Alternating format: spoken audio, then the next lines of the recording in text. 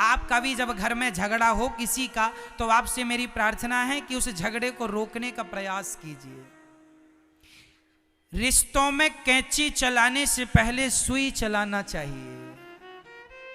कैंची चलती है तो क्या होता है, एक का दो, और सुई चलती है तो दो का।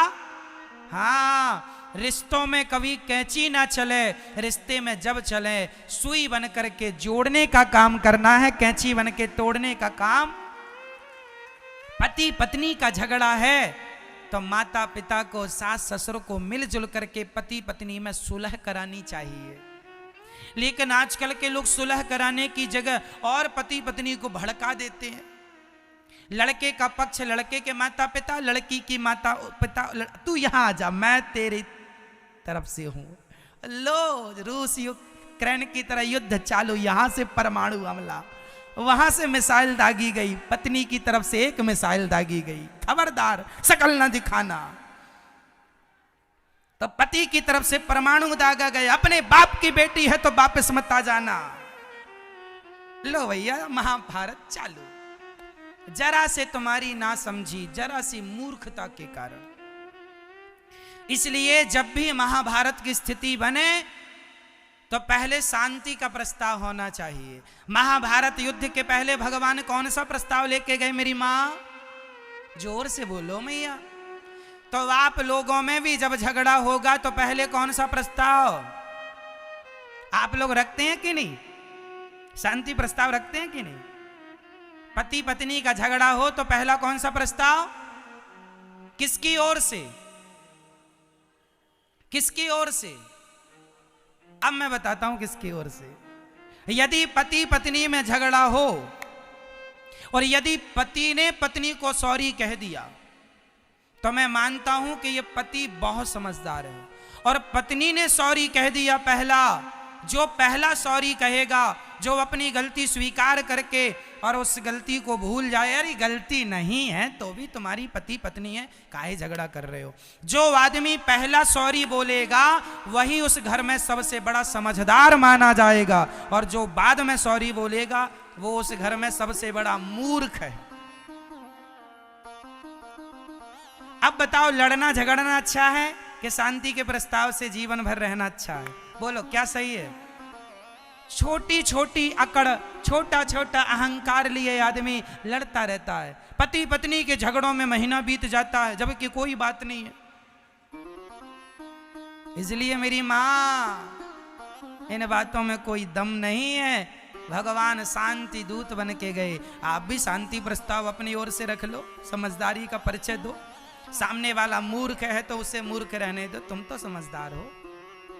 बाल्टी कुएं में जब उतरती है ना तो उसे भी जरा झुकना पड़ता है, तब वो पानी लेके आती है। यदि बाल्टी कुएं में जाए और खड़ी ही रहे, ऐसे बाल्टी खड़ी रहे, तो क्या भरेगी? कुएं में उतर के ना वो ऐसे पलट जाती है, झुक जाती है। सही है क्या मेरी मां? आपने कभी कुएं से पानी भरा? नहीं भरा होगा तो फिर आपको ज्ञान नहीं होगा। हमने भरा है। तो कुएं में जब बाल्टी उतरती है तो वो झुकती है, झुकती है तो भरती है। बस जो झुकता है वही संस्कारों से, गुणों से भर जाता है और वही महान होता है। इसलिए झुकता वही है जिसमें जान होती है, अकड़ खास मुर्दे की पहचान होती है। कई लोग अकड़ जाते हैं, हम नहीं सॉरी बोलेंगे। भाई भाई का झगड़ा हुआ, बड़ा भाई अकड़े बैठा है, मैं नहीं, तो ये भाई नहीं है, मुर्दा है। अकड़ता कौन है? मुर्दा। मरने के बाद ना बॉडी अकड़, इसलिए जब आदमी को ले जाते हैं ना, बांध के ले जाते हैं। आपने देखा कि नहीं? अर्थी को बांध के ले जाते हैं मैया, और कस के बांधते हैं, 2-3 गांठ खोले ना, उठ के भाग ना जाए, है ना मैया? आपके यहां बांध के ले जाते हैं कि नहीं? हमारे यहां तो कस के बांधते हैं, थोड़ा बहुत प्राण बचे हो तो निकल ही जाए।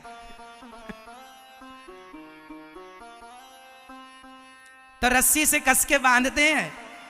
काहे बांधते हैं? अकड़ू है ना, बड़ा अकड़ू, अकड़, मुर्दा अकड़ जाता है, पड़ा पड़ा बैठ जाए ऐसे इसलिए बांधते हैं। समझो, अकड़ तो मुर्दों में होती है, अकड़ तो जोर से, अकड़ तो मुर्दों में होती है। आप जिंदा हैं इसलिए झुकना सीख लो, जिंदा ही झुक सकता है। अकड़ तो मुर्दों की पहचान होती है, जीते जी अकड़ा तो ये वो मरा मुर्दा है, ये जिंदा मुर्दा है। इसलिए अकड़ नहीं। अच्छा, मुर्दे के संग बहुत सारी चीजें सीखने जैसी है। सुनो, हमारे यहां जब मुर्दे को ले जाते हैं ना तो रास्ते भर बतासा, कहीं मुरमुरा, कहीं मखाने। किसी क्षेत्र में बतासा फेंकने की परंपरा है, कहीं मुरमुरा और कहीं मखाना। आपके यहां भी इनमें से कोई एक ही परंपरा होगी। मुर्दे को ले जाते हैं तो संग में क्या फेंकते जाते हैं? जब बोलते ना राम नाम सत्य है तो पीछे से मुर्दे के ऊपर मखाना या मुरमुरा, मुरमुरा मतलब भेलपुरी जो बनती है ना उसकी कुछ, वही मुरमुरा होता है, चावल का बनता है। मखाना भी या बतासा। आपके यहां क्या फेंकते हैं? बतासा फेंकते हैं, मखाने फेंकते होंगे। चलिए, कुछ भी आप समझो, सब जगह की अपनी अपनी मान्यताएं परंपराएं, पर फेंकते जरूर है। एक सज्जन ने हमसे पूछा, महाराज जी ये मुर्दे के संग बतासा क्यों फेंक रहे हैं, मखाना? तो तीनों का गुण एक सा होता है। सुनो, मखाना भी फूला होता है, फूला ऐसे। मखाना मुंह फुलाए रहता है कि नहीं? और बतासा भी फूला होता है, उसको ऐसे मारो तो पिस जाता है, फूला रहता है बतासा। और मुरमुरा भी ऐसे ही फूला रहता, मुरमुरा। चलिए, तो मुर्दे के ऊपर ये इसलिए फेंके जाते हैं, दुनिया वालों देख लो, सारी जिंदगी ये भी फूला फूला घूम रहा था। एटीट्यूड, अहंकार में फूला, मैं ये, मैं वो, मैं फलाना हूं, मैं डिमका हूं, मेरे पास गाड़ी बंगला। और अब देखो कहां गई इसकी अकड़। अब बोल, पड़ा है, अब बोल, कुछ नहीं बोल रहा, पड़ा। तो जैसे मखाना पिचक गया, मुरमुरा पिचक गया, बतासा पिचक गया, ऐसे इसका घमंड भी पिचक गया। देख लो दुनिया वालों, करो तुम भी घमंड, तुम्हारा भी फेंका जाएगा एक दिन बतासा, वो भी पिचक जाएगा। तुम्हारा घमंड ज्यादा दिन का नहीं है, इसलिए अभी मिटा दो।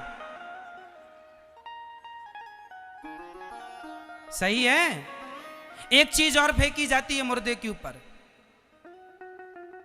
पैसा। हमारे यहां सिक्के फेंकते हैं, 2 रुपए, 5 रुपए, 1 रुपए। पहले चवन्नी और पहले पंजी फेंकी जाती थी। किसी ने कहा, भाई साहब ये मरे आदमी के ऊपर पैसे क्यों फेंके जा रहे हैं? कारण है, मुर्दे के ऊपर ना पैसे फेंके जाते हैं। 10 रुपए का सिक्का, 1 रुपए का, 2 रुपए का। क्यों फेंका जा रहा है?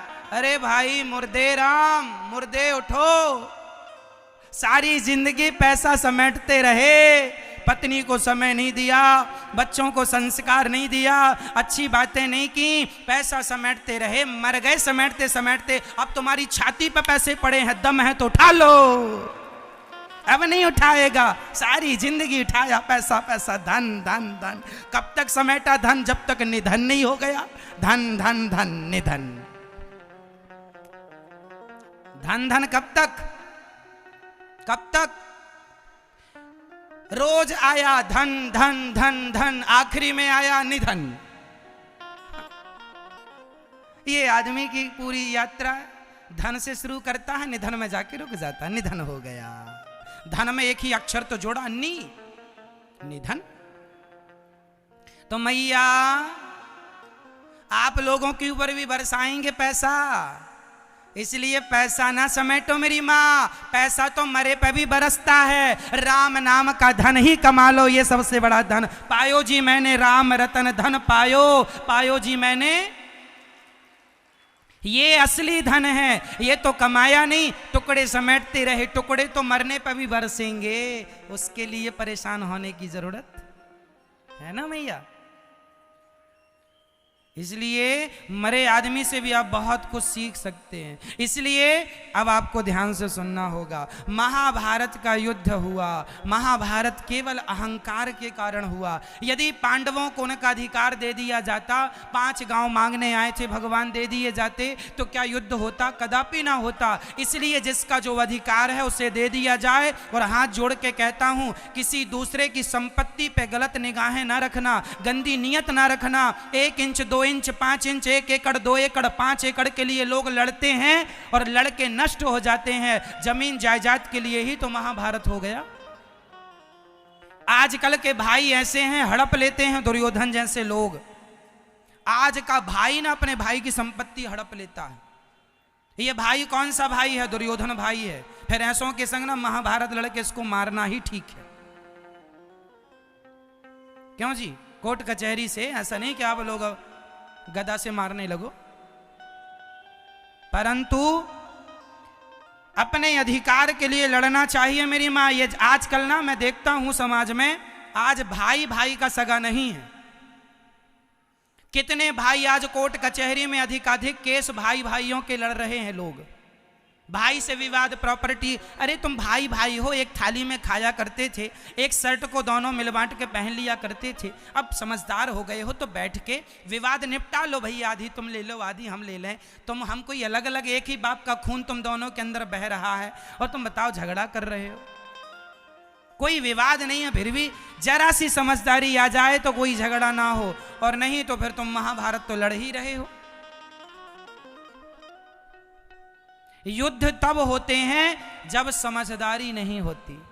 यदि दुर्योधन ने जरा सी समझदारी दिखाई होती तो महाभारत की नौबत स्थिति ना उत्पन्न होती। इसलिए समझदारी या तो आप दिखाएं या तो हम दिखाएं, 2 में से एक को समझदार होना पड़ेगा। या छोटा भाई समझदार हो जाए कि चल भैया तू ले लिया है, 2-4 इंच दबा लिया, कोई बात नहीं। या तो फिर वो समझदारी दिखाए, भैया तुम भी हमारे भाई हो, हमारे भी बच्चे हैं, तुम्हारे भी बच्चे हैं भाई, तुम्हें भी लगेगा आने पर आगे पर हमें भी आगे लगेगा, तो तुम मिल बांट के रहो। आजकल का भाई की संपत्ति हड़प लेता है। भाई साहब क्या कहें हम आपको, घोर कलयुग चल रहा। एक भाई वो थे भरत जी, जो अपने भाई के लिए अयोध्या का सिंहासन छोड़ के आए, और आज का भाई को मार रहा है, संपत्ति हड़प रहा है।